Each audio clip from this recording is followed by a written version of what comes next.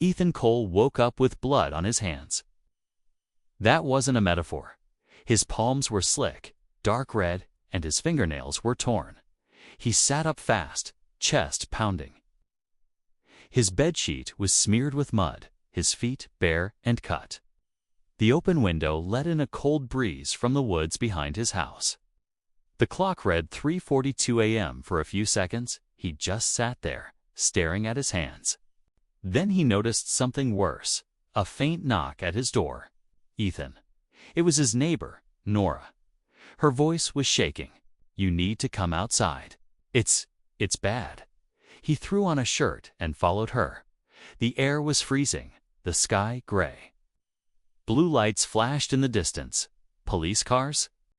At the end of the street, a crowd had gathered near the park entrance. Officers whispered, moving their flashlights through the trees. "What happened?" Ethan asked. Nora looked at him, eyes wide. "It's Daniel, your friend. They found him in the woods." Ethan's throat closed. "Found him? What do you mean?" She didn't answer. When he pushed through the line of officers, his knees almost gave out. Daniel lay face down in the dirt, throat cut, hands stretched like he was reaching for something. Detective Mara Quinn turned as Ethan approached. "Sir, you need to step back. That's my friend." Her gaze softened, but only slightly. "We'll have questions for you soon. Please go home for now."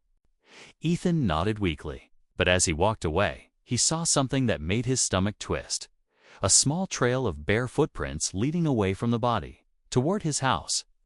Back home, he scrubbed his hands under the sink until they burned. His mind was chaos. Flashes of the night before came in fragments. A sound of wind. A faint whisper. Footsteps in the grass. He had sleepwalked before since he was a kid, but never far, never like this. He picked up his phone and opened his messages. The last one from Daniel was sent at 11:58 p.m. "Come to the park. I need to talk. Urgent." Ethan had no memory of going there. Then he noticed something else. A small camera light blinking on the corner of his desk. His home security cam. He pressed play. The footage showed him tossing in bed, restless. Then, at 12:04 a.m., he sat up. His eyes were open, but empty. No emotion. He stood, walked to the window, and climbed out. Ethan's blood went cold. He skipped ahead in the footage to 15 a.m. He climbed back in through the window, shirt torn, hands dripping red. He walked to the bed, lay down, and smiled. He barely noticed the knocking on his front door. "Mr. Cole." "Detective Quinn. We need to ask a few questions." Ethan froze. The detective's tone was calm, but her eyes scanned the room like she'd been here before. "We found something near the body. Thought you might help identify it." She opened a plastic evidence bag. Inside was a small silver keychain shaped like a wolf. Ethan stared at it. His keychain? I lost that weeks ago," he stammered. Quinn studied him carefully. "Did you? Or did you drop it last night?" "I didn't even leave the house." She leaned closer, lowering her voice. "Then you might want to see what your camera recorded." Ethan's heart nearly stopped. How could she know? Before he could answer, she added quietly, "Because you're not the first sleepwalker we've found." Detective Mara Quinn didn't leave Ethan's house until sunrise. They sat in silence most of the time. She asked questions. He gave half answers. Every time he tried to explain his sleepwalking, she just nodded, eyes sharp but unreadable. Finally, she stood and said quietly, "Keep that footage safe, and don't delete anything." When she left, Ethan locked the door, pulled the blinds down, and sank onto the couch. The silence of the house pressed against him like a weight. He couldn't stop replaying the footage, that eerie smile before he fell back asleep. It wasn't just blank. It looked like someone else was wearing his face. He decided to set up more cameras. One in the living room, one by the back door, and one outside, facing the woods. By midnight, the house was dark again. He sat awake, every light off except the faint blue glow of his laptop screen. The footage streamed live from each camera, all still, quiet. At 12:47 a.m., he started to nod off. At 1:03, he was standing. He didn't remember getting up. He just blinked, and suddenly, he was by the window again, looking out into the trees. His mind screamed at him to move, to wake up, but his body didn't listen. He climbed through the window, bare feet hitting the cold dirt. The next thing he knew, sunlight was spilling into the room. He was back in bed. His phone buzzed non-stop. Missed calls from Detective Quinn. The moment he answered, her voice snapped through the speaker. "Ethan, stay inside. Don't go near the woods." Why? Because someone else was killed last night. Same method, same spot. Ethan's heart sank. I didn't just. Don't do anything until I get there. But he didn't need to check the footage. He already knew what he'd find. Still, his shaking hand clicked play. The timestamp, 1:09 a.m., the camera showed him. Walking through the trees again, slow, deliberate steps.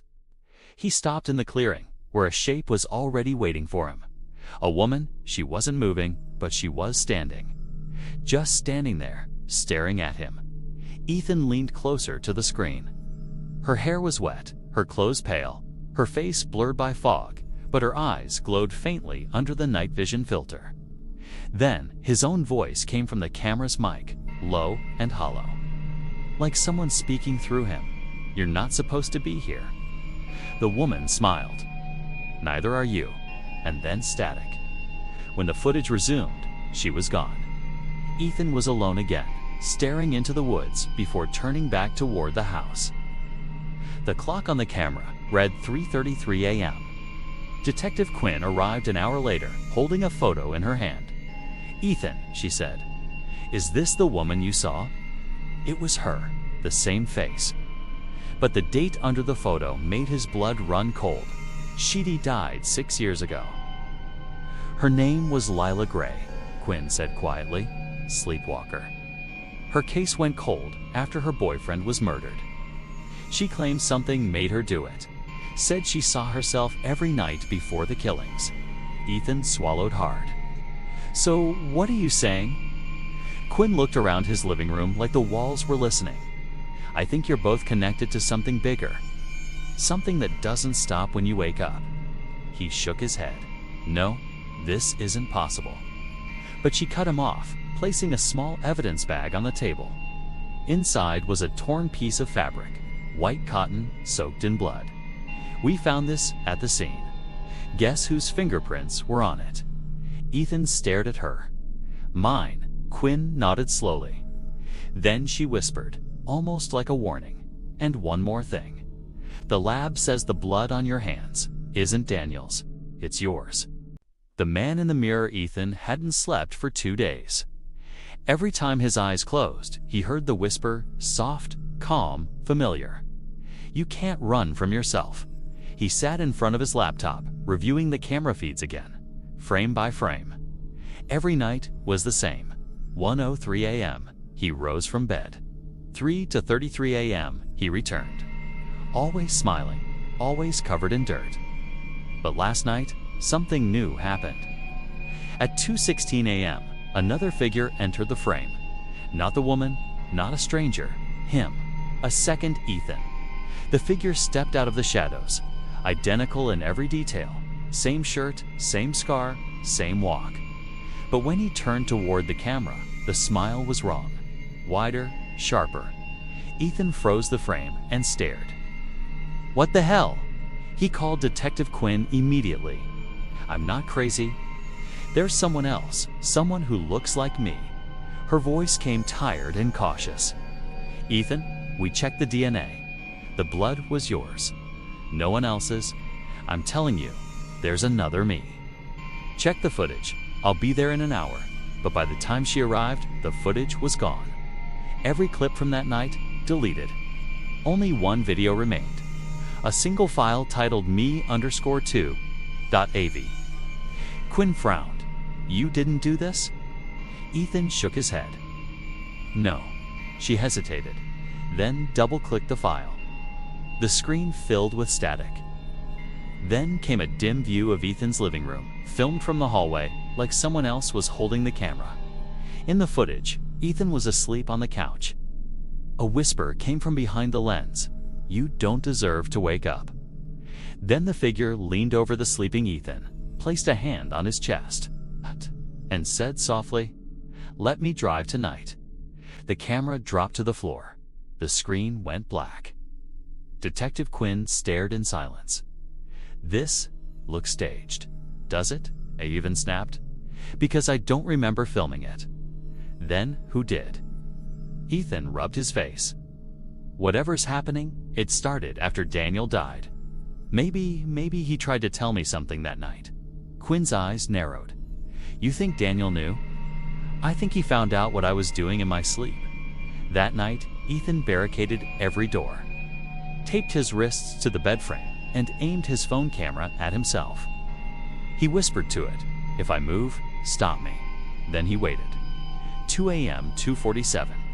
At 3:02, his body began to twitch. His breathing slowed. The phone's night vision caught his eyes opening pale, blank. He tore the tape off like it was paper, sat up, smiled. The voice came again, but not from his mouth, from somewhere inside the room. "He's awake now." He turned toward the camera and whispered, "You should have let me stay buried." The feed cut to black. Ethan woke up on the floor, wrists raw. He ran to his phone. The recording was still running, but the battery was dead and the video corrupted. Only the audio survived. He played it back, heart pounding. After a few seconds of static, he heard two voices. One was his terrified, panicked. The other was calm, low, almost identical. "Ethan, who are you?" Other, "I'm the part you left in the dark." "Ethan, what do you want?" Other, "To finish what you started." The recording ended with a faint whisper. "See you at 3:33. Detective Quinn called the next morning. Another victim, same pattern, same cut, same trail of bare footprints.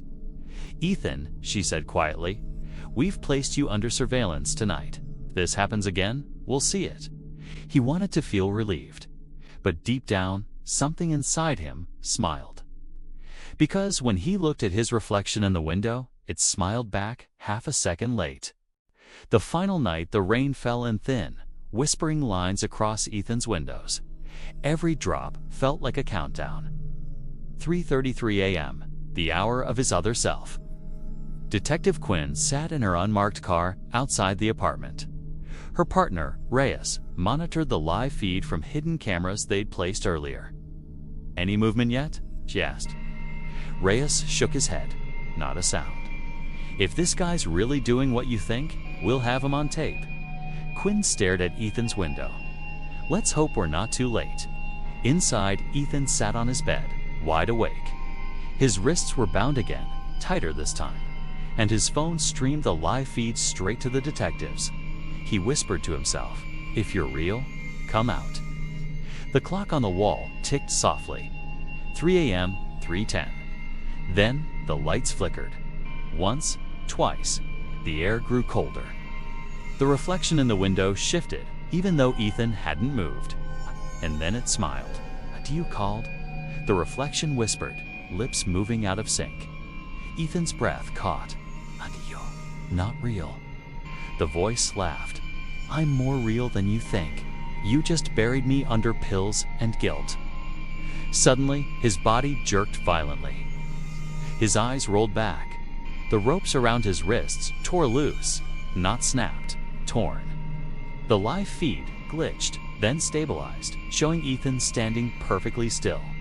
Head tilted, eyes empty. "Quinn," Reyes said, alarmed. "He's up." On the screen, Ethan slowly turned toward the camera. His mouth moved, but the voice came through every speaker at once. "You shouldn't have watched." And then he vanished from the frame. "Move," Quinn shouted, jumping from the car. They raced up the stairs, guns drawn, rain hammering the metal steps. When they kicked open the door, the apartment was dark, the only light coming from the phone on the floor, still recording. "Ethan," No answer. Rhea stepped forward, sweeping the flashlight around. He's gone. Then, from the kitchen, came a soft, dragging sound. They turned the corner and froze. Ethan stood there, facing the wall. His hands were trembling, his breathing slow. In one hand, he held a knife, the same blade used in every murder. "Drop it," Quinn yelled. He didn't move. "Ethan." Then he spoke. But his lips didn't match the words. "He's still asleep." "I'm not." Rhea stepped closer. "Don't do this, man. Put the knife down." Ethan turned slowly, revealing his eyes, one normal, one completely black. The reflection from the kitchen window showed something horrifying. There were two Ethans in the glass, one smiling, one crying. "You wanted the truth," the darker voice hissed. "I killed them because you couldn't." Quinn's voice cracked. "Couldn't what?" "Forgive yourself." In a flash, Ethan plunged the knife into his own chest, but before Quinn could react, he was already smiling. Now he can't wake up. He collapsed, blood spreading fast across the tiles. Hours later, the apartment was silent. Paramedics had taken the body. Quinn stood alone, staring at the shattered phone that had recorded everything. Reyes entered quietly. No signs of forced entry. No one else here.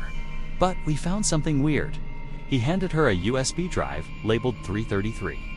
Quinn hesitated, then plugged it into her laptop. A single file appeared. She played it. The footage showed Ethan's apartment, filmed from inside the mirror. In the reflection, Ethan lay still, but behind him, his reflection stood smiling. Then the reflection leaned close to the glass and whispered, "It's her turn now." The screen flickered, and Quinn's own reflection blinked out of sync. That night, she woke up gasping at exactly 3:33 a.m. Her hands were covered in dirt, and from the mirror across the room, a soft voice whispered, "He's finally asleep. Now it's you." The end.